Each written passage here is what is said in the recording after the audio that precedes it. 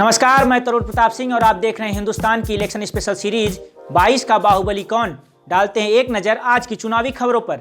सबसे बड़ी खबर आई पंजाब से। पंजाब में चुनाव तारीखों में हुआ बदलाव, अब 20 फरवरी को पड़ेंगे वोट। दूसरी खबर उत्तर प्रदेश से। उत्तर प्रदेश में आज समाजवादी पार्टी और राष्ट्रीय लोक दल के गठबंधन ने 2 उम्मीदवारों के नाम का किया ऐलान। आज की कवर स्टोरी में हम ये जानने की कोशिश करेंगे कि क्या भारतीय जनता पार्टी और राकेश टिकैत के परिवार के बीच फिर से नज़दीकियां बढ़ रही हैं। तीसरी खबर भी उत्तर प्रदेश से। उत्तर प्रदेश में आज चुनाव आयोग ने सरकारी कर्मचारियों को बड़ी राहत दी। जी हां, चुनाव आयोग ने कहा कि अगर पति पत्नी दोनों सरकारी कर्मचारी तो किसी एक को मिल सकती है चुनावी ड्यूटी से छुट्टी। चौथी खबर भी उत्तर प्रदेश से है। उत्तर प्रदेश के दौरे पर हैं कांग्रेस के प्रभारी और छत्तीसगढ़ के मुखिया भूपेश बघेल। उन्होंने आज चुनाव आयोग पर बड़ा हमला बोला। पांचवी खबर उत्तराखंड से है। उत्तराखंड में पुष्कर सिंह धामी कैबिनेट के मंत्री रहे हरक सिंह रावत को भारतीय जनता पार्टी ने किया बाहर। तो वहीं कांग्रेस ने महिला कांग्रेस की प्रदेश अध्यक्ष को दिखाया बाहर का रास्ता। अब आज की कवर स्टोरी।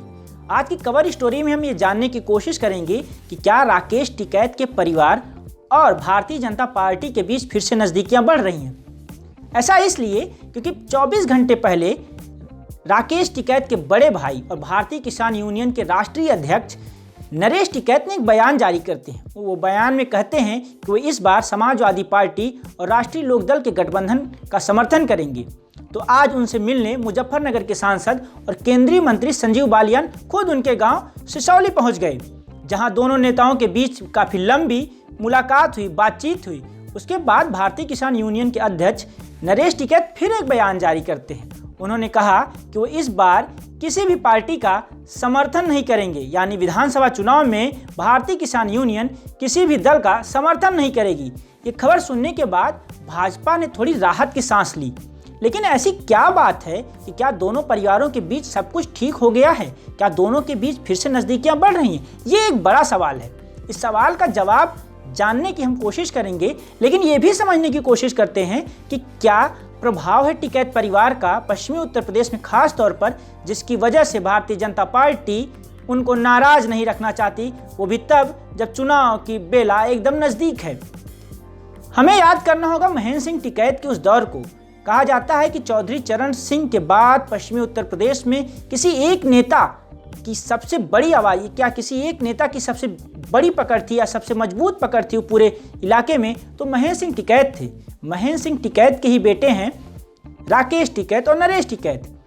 नरेश टिकैत के पास एक और बड़ी जिम्मेदारी है, जहां वो बालियान खाप के चौधरी भी हैं। टिकैत परिवार भाजपा का करीबी माना जाता रहा है किसान आंदोलन से पहले, लेकिन किसान आंदोलन के बाद जिस तरह से परिस्थितियां बदली, खासकर 26 जनवरी की उस घटना के बाद परिस्थितियां काफ़ी बदल गई। टिकैत परिवार भाजपा के खिलाफ खुले तौर पर मैदान में आ गया।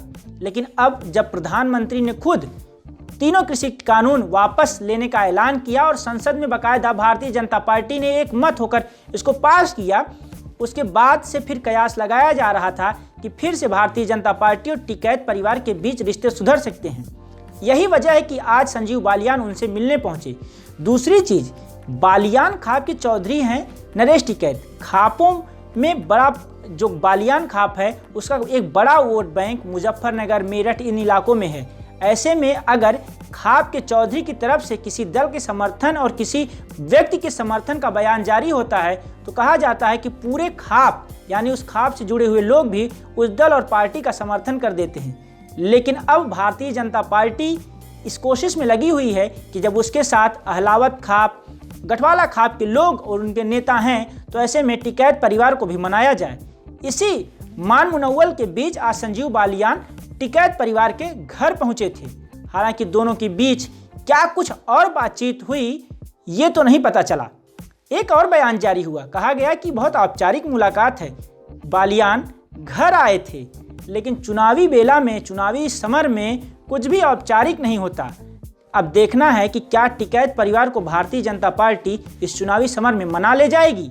क्या टिकैत परिवार मान जाता है, ये एक बड़ा सवाल है। और अगर उनके मानने, अगर वो मानते हैं तो उसका असर चुनावी नतीजों पर क्या पड़ेगा, ये हमें 10 मार्च को पता चलेगा। अब चलते हैं कल की सवाल की तरफ। कल हमने आपसे पूछा था कि राजनाथ सिंह किस लोकसभा सीट से सांसद हैं। उसका जवाब है लखनऊ की लोकसभा सीट। और अब आज का सवाल, जी हाँ, आज का सवाल है कि स्मृति ईरानी ने 2019 के लोकसभा चुनाव में किस नेता को चुनाव हराया था। जी हाँ, मैं अपने आप को दोहराता हूँ कि 2019 के लोकसभा चुनाव में स्मृति ईरानी ने किस नेता के खिलाफ जीत दर्ज की थी। कल फिर मिलेंगे, तब तक के लिए अपना ध्यान रखिए। नमस्कार।